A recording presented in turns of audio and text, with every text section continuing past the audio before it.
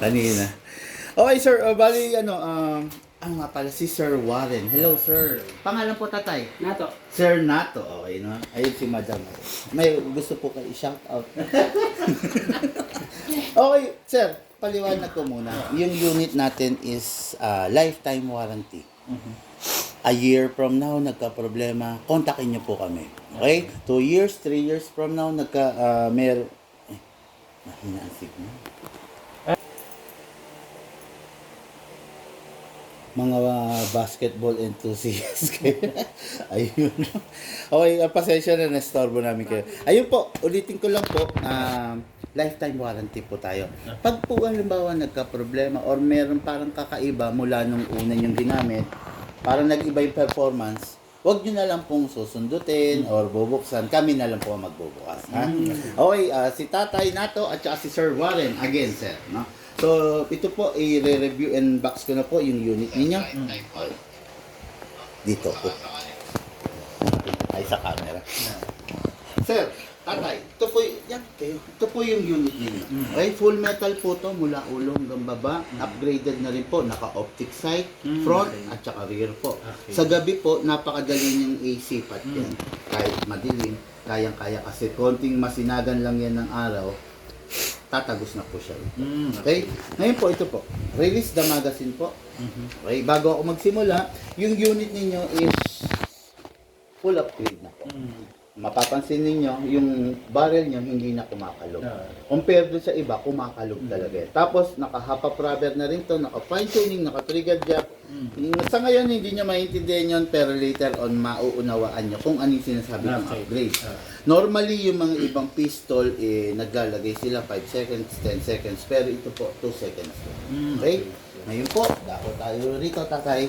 Press the valve. Pindutin nyo po yung valve, then sprayan nyo po. Okay, para po malagyan po siya ng oil. Okay? Tapos dito rin po, shoot nyo lang po rito. Okay. So, kailangan talaga. Yes, kailangan po ito kasi pag wala pong silicone oil, mabilis mauubos yung mga bakal eh. Parang nagkikis-kisan. Parang lubrication siya. Spray po rito. Okay, kasan nyo po, i-lock manually. Then, sprayan nyo rin po ito nozzle. Okay. So, bawat gamit ganyan dapat? Mag-i-spray lang po kayo pag napansin yung tuyo. Okay. Pag basa pa, wag po muna. Kasi manggigitata lang siya. Tapos, na-spray nyo na, release. Tapos, rest. Okay. By the way, mga Airsoft, this is a 2011 high kappa. No? Powered by the SRC premium unit. Compatible of lahat ng klase ng gas. 12 kg, 14 kg, CO2 pwede rito. Yung ginagamit pang airgun, pwede rito yon. Pero pag doon sa ibang unit na ipinakita ko, hindi pwede. Mawawara. Ito, full metal. Yung loob niya, steel, bakal. Yung iba, full metal, pero yung loob, alloy. Pero ito, bakal. Kaya matibay po talaga siya. Ngayon po, meron na pong silicone oil. Dako na po tayo rito. Ito po yung gas na ginagamit natin. Number 12. Pwede rin po kayong gumamit ng number 14. Mas malakas po yun. Pwede rin po kayong gumamit ng CO2. Yun na po yung pinakamalakas na gas. No? Ngayon po, ito po. Buksan lang po natin. Sabi ko nga kanina, ito, disposable po. Okay. Pag naubos, wag nyo pong ipaparefill ng mga kung ano-anong hangin kasi sumasabog po ito. Okay? Upside down po. Pataog. Hindi po pwedeng pahiga. Kailangan po pataog. Okay. Isakto nyo, then press down. 1, 2. Okay, ganun po yung proper. Kailangan wala pong sumisingaw. Pag po naggas kayo, may sumisingaw, stop niya po kasi hindi po mapasok yung hangin. Okay. Sayang lang. So, dapat may ganong tunog. Oh, at saka may pwersa kayo, sir. Ganyan. Sakto niya din, press down. Okay. Tapos, ito po, ang tawag dito, Tatay Nato, speed loader. Kung wala kayo nito, pwede naman, kaya lang, isa-isa nyo ilalagay yung bala. 27 ang bala na maximum, medyo matagal. Diba? Okay. Dahil meron kayo nito, ang paggamit ito, hatakin nyo ito pababa, iwasan nyo lang mabitawan kasi baka mabasag ito. Hatak, lagay nyo yung right thumb nyo rito para kung mabitawan nyo siya, ito yung sasalo. Okay? Yun, ganun. Hatak, all the way, dito po ilalagay yung bala. Okay. Sa part na maluwag. Dito. Ngayon po, pamplam po. Maximum rounds po is 27, pero hindi ko napupunuin. Ganun din po kayo, huwag niyo masyadong punuin para yung spring natin hindi ganong masira. Ngayon, pasok po natin sa unit, malakas po. Huwag niyo pong itutulak kasi baka hindi mag-lock. Pasok, malakas, kasa, ready to fire. Meron po siyang beaver tail, ang tawag dito, beaver tail. Kailangan po to firmly na pe-press nyo para mag-continuous firing. Pag nabitawan nyo po yan, safety features niya, maglalak siya. Tapos, meron pong safe para hindi nyo makinig. Okay? Saan po kayo magpapay? May carton ba kayo? Oo, para baka mag-bounce back kasi. Mahirap na. Yan, pwede yan.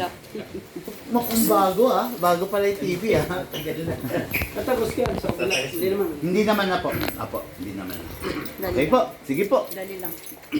Firing. So, Handito pa. hindi na ito naka-safety. What do you mean, sir? Naka-safe po yan. I-unsafe nyo lang po. Ibababa nyo lang, sir. Yes, sir. Okay, firing, sir. Sir, baka maipit yung kamay mo. Yan, okay, firing. Malapit pa?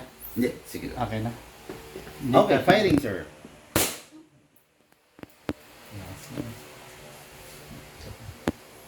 Sige, sir. Firing. Sige, tatay na to. Kayo po. Okay, firing. Sige po. Taas mo yung kamay mo tayo. Yan, ganyan. Okay, ganda ka sa kabila. Dito tayo sa kabila, look. Against right. Okay, firing po.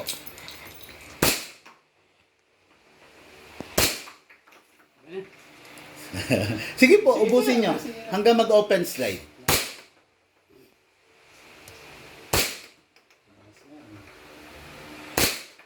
Sige pa pa.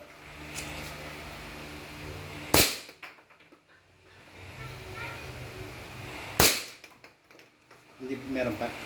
Meron pa po yan. Mag-open slide po yan pag wala na. Ako nga pa. Sige sir, ikaw? Mapipicture siya.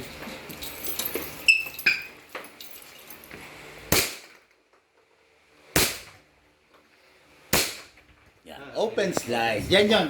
Kasi wala nang bala. Dito ka gate. Okay. Yan. Pag ganyan nag-open slide, ito yung next mong gagawin, sir. Open slide, di ba? Next thing to do, release the magazine. Okay. Always dapat release the magazine muna. Then release the slide. Okay. Tapos saka mo siya i-rest. Okay. Ito yung maling gawain. Nag-open slide, nire-release nila agad to. Tapos i-re-rest. Puputok po. Puputok. Delikado po yun. Kailangan always dapat walang magazine. Then release, tapos rest. Ngayon, pag yan, na-i-rest nyo na, kahit anong pindot nyo dyan, hindi magpa-fire yan kasi hindi siya nakakasa. Po, yun lang naman po. Tapos, yung bala po, pag naiputok na, wag nang pupulutin pa. Kasi yun yung magiging pagkasira ng unit ninyo. Yung bala, bengkong na. Yan. Tapos yung gas, yun nga nabanggit ko, wag pong ipapa-refill, bili na lang po kayo ng bago. Okay. Tapos ano pa ba? Yun, nasa checkpoint pa tayo, nasa gun ban period pa rin po tayo. Yung barrel, kung hanggat maaari, iwasan natin i-travel. Kung ita-travel natin, make sure naka-gun bag. Then, yes, then nakatabi.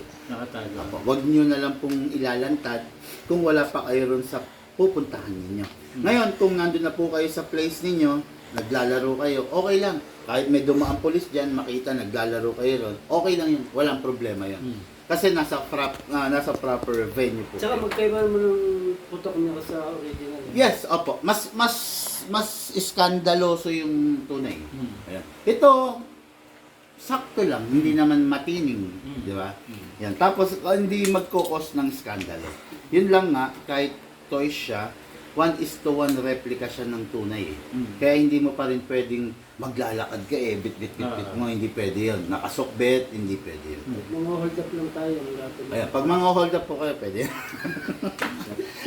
Okay, okay na sir, wala nang tanong. Okay guys, yun lang muna for now. Tatay Nato and Boss Warren dito San Pablo, Laguna. Linville, no? Okay, thank you guys. Thank you.